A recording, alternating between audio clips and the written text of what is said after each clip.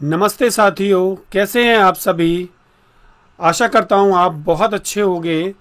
मैं एडवोकेट अचिंत उपाध्याय आज भारतीय राज व्यवस्था का नेक्स्ट चैप्टर स्टार्ट करने जा रहा हूं और आज हम इस चैप्टर में आपको राष्ट्रपति से जुड़ी हुई जानकारियां देंगे। चैप्टर 15 संघ की कार्यपालिका, राष्ट्रपति, हमारे जो महामहिम हैं, प्रेसिडेंट हैं, उनके बारे में आज मैं आपको बताना चाहूँगा पार्ट 1। और एक बात मैं क्लियर करना चाहूँगा, हमारी जो वीडियोस बन रही हैं वो क्रमबद्ध तरीके से बन रही हैं, मतलब कि एक ऑर्डर में बन रही हैं जो 1 2 लेकर क्रम से चल रही हैं। ऐसा नहीं है कोई भी वीडियो कहीं से उठा के डाल दी और हमने अपने बस अपना फ़ायदा ले लिया। नो, ऐसा नहीं है। हम बच्चों को फ़ायदा देंगे। बच्चों का भविष्य हमें पहले देखना है, बाद में हमारा है। तो अगर उनको क्रमबद्ध तरीके से नहीं मिलेगा, जैसे और लोग वीडियोस डाल देते हैं, तो ये हमारा द रियल स्टडी पॉइंट, ये चैनल ऐसा काम नहीं करता है। तो दोस्तों, जो भी मिलेगा आपको जेन्युइन मिलेगा, नेचुरल मिलेगा। और फिर भी आपको कोई शिकायत है, कोई सजेशन आप देना चाहते हैं, तो कमेंट बॉक्स में आप मुझे लिखकर दे सकते हैं और किस प्रकार की वीडियोस आप चाहते हैं। और मैंने लिंक डिस्क्रिप्शन बॉक्स में दे दिया है, कमेंट बॉक्स में लिंक मैंने दे दिया है, वहां पर जाके आप देख सकते हैं। तो आज मैं जो पढ़ाने जा रहा हूं चैप्टर 15, इससे पहले मैंने 14 चैप्टर करवा दिए हैं। तो राष्ट्रपति के बारे में हम चलते हैं, आगे बढ़ते हैं। इसमें चैप्टर 15 में हमें क्या क्या पढ़ना है इसको देखते हैं। चैप्टर 15 में मैं आज जो पढ़ाऊंगा आपको वो है भारत का राष्ट्रपति, उसके पद की योग्यता और निर्वाचक मंडल और निर्वाचन की पद्धति, राष्ट्रपति का कार्यकाल, कार्यविधि। चलिए इस पर चलते हैं। कार्यपालिका, कार्यपालिका का मतलब आप जानते ही हैं किसे कहते हैं। मतलब कि जिसमें कार्य को प्रगति पर लाया जाता है उसे कहा जाता है कार्यकारिणी शक्ति होती है। सरकार का वह अंग होता है जो राज्य के शासन का अधिकार रखती है और उसकी जिम्मेदारी उठाती है। कार्यकारिणी कानून को कार्यान्वित करती है और उसे लागू भी करती है। यहाँ पर कार्यकारी का प्रमुख दोनों राज्य भी होते हैं और सरकार भी होता है। संसदीय प्रणाली में, जैसा कि भारत में देखी जा सकती है, एक कैबिनेट मंत्री जो विधायिका का उत्तरदायी होता है वह सरकार का प्रमुख होता है, जबकि राज्य का प्रमुख आमतौर पर औपचारिक रूप से देखा जाए तो वो राजा होता है अथवा राष्ट्रपति होता है। तो हमारी कार्यप्रणाली में, हमारे संविधान के अकॉर्डिंग, जो हमारा राजा है, जिसे हम हेड बोलते हैं, वो है हमारा राष्ट्रपति महामहिम। तो उसी के बारे में हम थोड़ा सा बताते हैं आपको। भारत के राष्ट्रपति, जिसे हम कहते हैं भारत गणराज्य के कार्यपालक अध्यक्ष होते हैं। संघ के जो सभी कार्यपालक कार्य उन्हीं के नाम से किए जाते हैं, मतलब जो भी कार्य किए जाएंगे उन पर ये हस्ताक्षर करते हैं, क्योंकि ये राजा की हैसियत रखते हैं।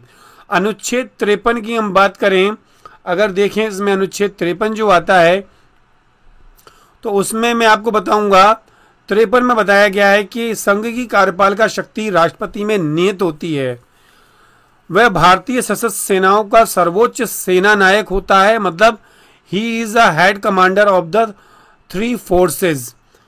सभी प्रकार के आपातकाल लगाने व हटाने, युद्ध शांति की घोषणा करना, कोई संधि करना, कोई समझौता करना, वो सब राष्ट्रपति के नाम से होते हैं।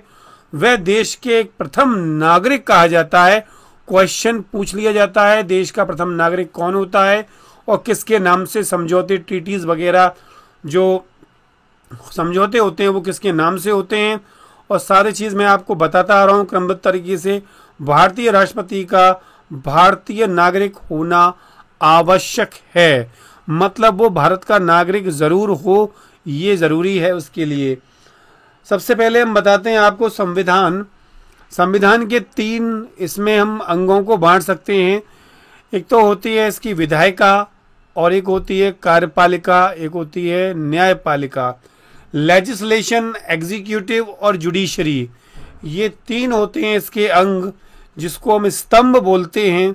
चौथा स्तंभ जो लिखा नहीं होता है, लेकिन हमारी जो मीडिया है उसको मान लिया गया है, लेकिन उसे कभी भी आंसर में लिखना उचित नहीं होगा। तो विधायिका जो संसद होती है विधायिका में, और उसकी राज्यसभा और लोकसभा दो भाग होते हैं, और संघीय कार्यपालिका जो होती है इसका हेड राष्ट्रपति होता है। इस समय रामनाथ कोविंद हमारे महामहिम राष्ट्रपति हैं, और न्यायपालिका का जो हेड होता है वो चीफ जस्टिस ऑफ इंडिया इस समय शरद अरविंद बोबड़े हैं, जो कि अभी रंजन गोगोई ने अपना त्याग पत्र दिया है और उन पर ये आसीन हुए हैं उस पद पर, शरद अरविंद बोबड़े। चलिए आगे चलते हैं दोस्तों, और कुछ अनसुलझे पहलुओं को जानते हैं जो आपके लिए हमारे लिए बहुत ज़रूरी है। संविधान के भाग 5 में अध्याय 1 अनुच्छेद 52 से 78 तक इसमें संघीय कार्यपालिका का उल्लेख किया गया है। भारत की संघीय कार्यपालिका राष्ट्रपति में निहित होती है, लेकिन ये मिलकर किससे बनती है, थोड़ा सा इस पर भी और जिक्र कर लेते हैं। राष्ट्रपति, उपराष्ट्रपति, प्रधानमंत्री, मंत्रिपरिषद तथा महान्यायवादी से मिलकर बनती है ये संघीय कार्यपालिका शक्ति। लेकिन संघीय कार्यपालिका शक्ति का जो हेड होता है वो राष्ट्रपति होता है। हमारे जो उपराष्ट्रपति हैं वो वेंकैया नायडू हैं, और प्रधानमंत्री जो आप लोग सभी लोग जानते हैं नरेंद्र मोदी, नरेंद्र दामोदर दास इनका पूरा नाम है, नरेंद्र दामोदर दास मोदी। महान्यायवादी हैं के वेणुगोपाल। इसके बारे में मैंने अलग से एक वीडियो आपको दूंगा जल्द ही, और वो आपको बताएगी कि महान्यायवादी कौन होता है। नेक्स्ट आते हैं हम इस पर।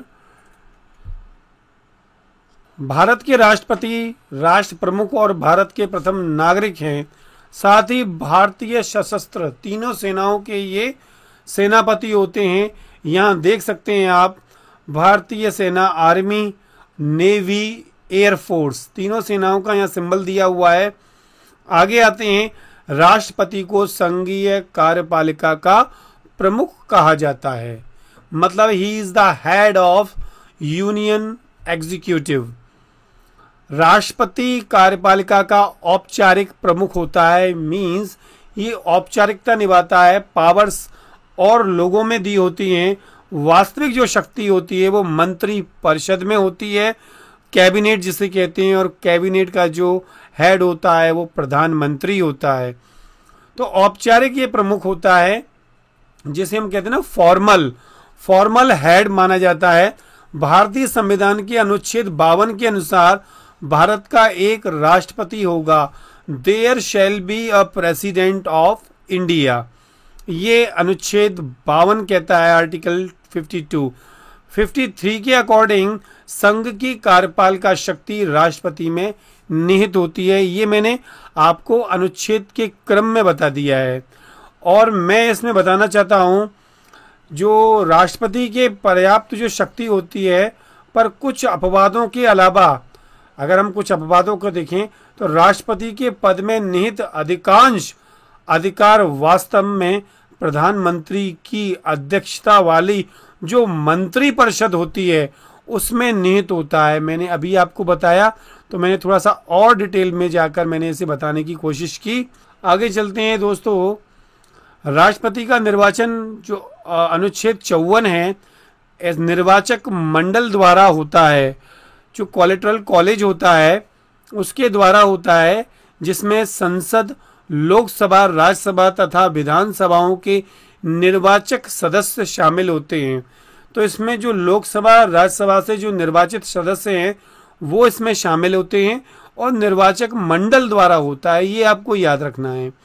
राष्ट्रपति के निर्वाचक मंडल में संसद के मनोनीत सदस्य, जो नॉमिनेटेड सदस्य होते हैं वो नहीं होते हैं। राज्य विधानसभाओं के मनोनीत सदस्य तथा राज्य विधान परिषदों के सदस्य नहीं शामिल होते हैं। तो इसमें तीन बातें हो गई। जो संसद के मनोनीत सदस्य, राज्य विधानसभाओं के मनोनीत सदस्य, राज्यों के और संसद के, और राज्य विधान परिषदों के सदस्य इसमें शामिल नहीं होते हैं। राष्ट्रपति निर्वाचक मंडल में दिल्ली एवं पुदुचेरी विधानसभा को 70वें संविधान संशोधन 1992 के अधिनियम द्वारा शामिल किया गया है। तो ये आपको पॉइंट याद रखना है दोस्तों। और इसमें आगे बढ़ते हैं। राष्ट्रपति का चुनाव अप्रत्यक्ष निर्वाचन प्रणाली के द्वारा किया जाता है। अब आते हैं हम राष्ट्रपति के पद का निर्वाचन में अभ्यर्थी होने के लिए आवश्यक है कि कोई व्यक्ति निर्वाचन के लिए अपना नामांकन करते समय 15,000 रुपये की धरोहर जमानत राशि निर्वाचन अधिकारी के समक्ष जमा करे। तो इसमें अभी भी कोई बदलाव नहीं आया है, थोड़ा इसमें चेंजेस होना चाहिए। जब राष्ट्रपति की सैलरी में इतना बदलाव हो सकता है तो इसमें भी बदलाव हो सकता है। और उसके नामांकन पत्र का प्रस्ताव कम से कम 50 मतदाताओं के द्वारा किया जाना चाहिए और कम से कम 50 मतदाता द्वारा ही उसके नामांकन पत्र का समर्थन भी किया जाना चाहिए। पन के अनुसार राष्ट्रपति का निर्वाचन अप्रत्यक्ष रूप से आनुपातिक प्रतिनिधित्व पद्धति के अनुसार एकल संक्रमणीय मत प्रणाली के माध्यम से निर्वाचक मंडल करेगा। तो यहाँ पर बातें दो याद रखनी है। आनुपातिक प्रतिनिधित्व पद्धति के अनुसार एकल संक्रमणीय मत प्रणाली के माध्यम से निर्वाचक मंडल करेगा। यहाँ पर मैंने आपको बता दिया है एकल संक्रमणीय सिद्धांत क्या होता है। इस सिद्धांत का अर्थ है यदि निर्वाचन में एक से अधिक उम्मीदवार हों तो मतदाताओं, जैसे मान लो एक से अधिक निर्वाचन है, मतदाता वाला जो उम्मीदवार हैं 2 हैं, 3 हैं, 4 हैं, राष्ट्रपति पद के दावेदार कौन हैं, तो उन मतदाताओं द्वारा मतदान वरीयता क्रम से दिया जाएगा। मतलब उनकी वरीयता देखी जाएगी, कौन पहले आया। इसका आशय यह है कि मतदाता मतदान पत्र में उम्मीदवारों के नाम या चुनाव चिन्ह के समक्ष अपना वरीयता क्रम लिखेगा। तो उसे वो लिखना होगा, उस हिसाब से उसे ये एकल संक्रमणीय सिद्धांत पेश किया है, उस हिसाब से चुना जाएगा। अब आते हैं राष्ट्रपति के निर्वाचन में उत्तर प्रदेश के विधायक का मत मूल्य सर्वाधिक होता है जो 208 होता है दोस्तों, और सबसे कम जो मूल्य होता है वो सिक्किम विधायक का होता है जो 7 होता है। ये पॉइंट आपको याद रखना है। संविधान के अनुच्छेद 71 में उपबंध है कि राष्ट्रपति के निर्वाचन से संबंधित विवादों का निपटारा उच्चतम न्यायालय द्वारा किया जाएगा और उसका निर्णय अंतिम होगा। ये अनुच्छेद 71 कहता है, ये भी आपको याद रखना है। नेक्स्ट इसमें आता है, हम पढ़ते हैं अनुच्छेद 56 के अनुसार राष्ट्रपति अपने पद की तिथि से 5 वर्ष की अवधि तक अपने पद पर बना रह सकता है, और लेकिन इस 5 वर्ष की अवधि की पूर्व भी वह उपराष्ट्रपति को अपना त्यागपत्र दे सकता है। कहने का मतलब है उसकी जो कार्यकाल है वो 5 वर्ष है। अगर वो किसी वजह से कार्यकाल नहीं पूर्ण कर पा रहा है, उसे कोई बीमारी है, कोई परेशानी है, तो वो अपना त्यागपत्र राष्ट्रपति को दे सकता है। अगर उस पर कोई महाभियोग लगाया जाता है, जो मैंने बताया है, संविधान के उल्लंघन से संविधान द्वारा लगाए गए महाभियोग जो अनुच्छेद 61 में उपबंधित है द्वारा हटाया जा सकता है, तब भी वो उपराष्ट्रपति को अपना त्यागपत्र देगा। तो यहाँ पर महाभियोग का जो आर्टिकल है वो 61 है। अनुच्छेद 57 के अनुसार भारत के राष्ट्रपति पद पर पदस्थ व्यक्ति दूसरे कार्यकाल के लिए भी चुनाव में उम्मीदवार बन सकता है।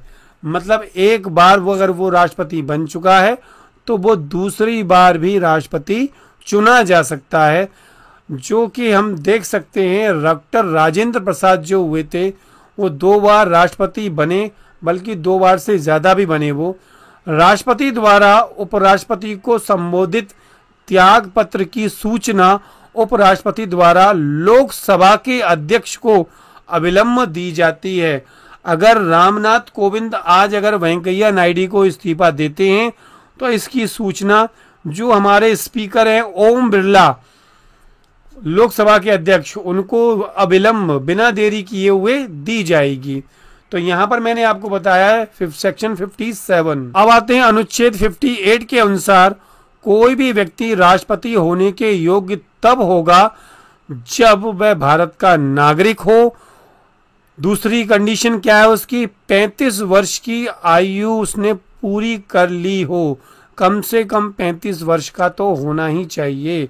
लोकसभा का सदस्य निर्वाचित किए जाने योग्य हो, भारत सरकार या किसी राज्य सरकार के अधीन अथवा इन दोनों सरकारों में से किसी के नियंत्रण में किसी स्थानीय या अन्य प्राधिकारी के अधीन लाभ का पद न धारण करता हो, तो वो किसी बेनिफिट न ले रहा हो। लाभ का पद क्या होता है मैंने ऊपर बताया हुआ है, अनुच्छेद 102 के सब क्लॉज 1 में दिया हुआ है, जिसके अनुसार कोई भी व्यक्ति संसद या विधानसभा के किसी सदन का सदस्य चुने जाने के लिए अयोग्य होगा यदि वह भारत सरकार या किसी भी राज्य सरकार के अधीन किसी ऐसे पद पर है जहां वेतन, भत्ते या बाकी फायदे वो लेता है। इसके स्पष्टीकरण के अनुसार कोई भी व्यक्ति केवल इस कारण भारत सरकार या किसी राज्य की सरकार के अधीन लाभ का पद धारण करने वाला नहीं समझा जाएगा कि वह संघ का या किसी राज्य का मंत्री है। इसमें उन सभी पदों को भी शामिल किया गया है जिन्हें संसद या राज्य सरकार के द्वारा मंत्री पद का दर्जा दिया गया है। तो लाभ पद को मैंने यहाँ पर समझा दिया है दोस्तों। इसे आप दोबारा पॉज करके उससे दोबारा वीडियो को दोबारा स्टार्ट करके देख सकते हैं, बैक करके देख सकते हैं। अगर ये वीडियो आपकी समझ में आती जा रही है तो प्लीज़ कमेंट करके बताएं इसमें से कौन सी चीज़ आपको ज़्यादा अच्छी लगती है। और इससे जो रामनाथ कोविंद हैं, इससे पहले हमारे जो राष्ट्रपति थे वो कौन थे, और जो हमारे पूरे इतिहास में लेडी जो प्रेसिडेंट हुई हैं वो कौन हुई हैं, मुझे कमेंट बॉक्स में जल्दी से करके बताएं। राष्ट्रपति का कार्यकाल और कार्यावधि, तो राष्ट्रपति से जुड़ी हुई कुछ रोचक बातों को मैं बताना चाहूँगा। मैंने राष्ट्रपति के बारे में आपको बताया कि राष्ट्रपति जो रहते हैं वो कहाँ रहते हैं, दिल्ली के राष्ट्रपति भवन में रहते हैं, जिसे कहा जाता है रायसीना हिल, जो अंग्रेज़ों के ज़माने से चली आ रही है। हालांकि हम हिंदुस्तानी हो चुके हैं लेकिन फिर भी अपनी छाप को, अंग्रेज़ों की बातों को नहीं भुला पाते हैं। ये चीज़ हमें बदल देनी चाहिए थोड़ी सी। तो रायसीना हिल के नाम से भी जाना जाता है। राष्ट्रपति अधिकतम कितनी भी बार पद पर रह सकते हैं, इसकी कोई सीमा तय नहीं है। अब तक केवल पहले जो राष्ट्रपति हुए हैं डॉक्टर राजेंद्र प्रसाद, जिन्होंने 2 बार अपना पद संभाला और लगभग 10 वर्ष से ज़्यादा वो इस पद पर आसीन रहे। नेक्स्ट आता है दोस्तों इसमें प्रतिभा पाटिल भारत की 12वीं तथा इस पद को सुशोभित करने वाली पहली महिला राष्ट्रपति हैं। उन्होंने 25 जुलाई 2007 को पद व गोपनीयता की शपथ ली। और वर्तमान के जो रामनाथ कोविंद हैं वो हमारे 14वें राष्ट्रपति हैं, ये आपको याद रखना है। राष्ट्रपति अपने 5 वर्ष के कार्यकाल को पूरा होने के बाद भी तब तक मैंने बता दिया बना रहता है जब तक उसका उत्तराधिकारी उस पद को ग्रहण नहीं कर लेता है। राष्ट्रपति पद में आकस्मिक रिक्ति के दौरान या उसकी अनुपस्थिति में उपराष्ट्रपति राष्ट्रपति के पद के कार्यों का निर्वहन करेगा। मतलब कि अगर राष्ट्रपति नहीं है किसी कारणवश, या उसकी डेथ हो गई है आकस्मिक, या किसी बीमारी से वो ग्रसित है, या किसी कारण से वो उस पद को अब संभाल नहीं सकता है, तो कौन संभालेगा? उपराष्ट्रपति। लेकिन मान लो उपराष्ट्रपति भी किसी तरह से उस समय नहीं है, कोई कारण है कि दोनों ही नहीं मिल पा रहे हैं, तो भारत का मुख्य न्यायाधीश राष्ट्रपति के पद का निर्वाचन करेगा। निर्वहन करेगा, निर्वाचन नहीं, निर्वहन करेगा और सारी चीज़ों को वो देखेगा। राष्ट्रपति की जो तनख्वाह है उसको कई बार बढ़ाकर किया गया है। प्रारंभ में इसमें 1900 लिखा हुआ, ये गलत है। तो राष्ट्रपति की जो तनख्वाह को, सैलरी को जो बढ़ाया गया था वो 20,000 रुपये किया गया प्रारंभिक रूप में। फिर 4 अगस्त 1998 को इसे बढ़ाकर 50,000 रुपये कर दिया गया था और 10 जनवरी 2000 को राष्ट्रपति की जो सैलरी है इसे पुनः संशोधित करते हुए इसे बढ़ाकर 1.5 लाख रुपये प्रतिमाह कर दिया गया और यह वृद्धि जनवरी 2006 से प्रभावी हो गई। 1 फरवरी 2018 को प्रस्तुत बजट में इसे बढ़ाकर 5 लाख रुपये कर दिया गया है, जो कि 1 जनवरी सन 2018 से प्रभावी हो चुकी है। तो अब वर्तमान में राष्ट्रपति को जो सैलरी मिलती है वो 5 लाख रुपये प्रति माह मिलती है। तो मैंने राष्ट्रपति के बारे में आपको बताया, सारी जानकारी दी। दोस्तों, ये वीडियो आपको कैसी लगी है? अगर ये वीडियो आपको काफ़ी अच्छी लगी है तो इसे प्लीज़ लाइक करें और अपने दोस्तों में शेयर करें और कमेंट ज़रूर करें, जिससे हमें मालूम पड़े, हमारा उत्साह वर्धन हो, हमें ताकत मिले, जिससे हम जो चल रहे हैं, जो पढ़ा रहे हैं वो सही पढ़ा रहे हैं या गलत पढ़ा रहे हैं, और अपना दोस्तों कोई सुझाव देना चाहते हैं तो आप इसमें सुझाव दे सकते। मिलते हैं दोस्तों नेक्स्ट वीडियो में इसी जोश के साथ और इसी उमंग के साथ। तब तक के लिए जय हिंद, जय भारत।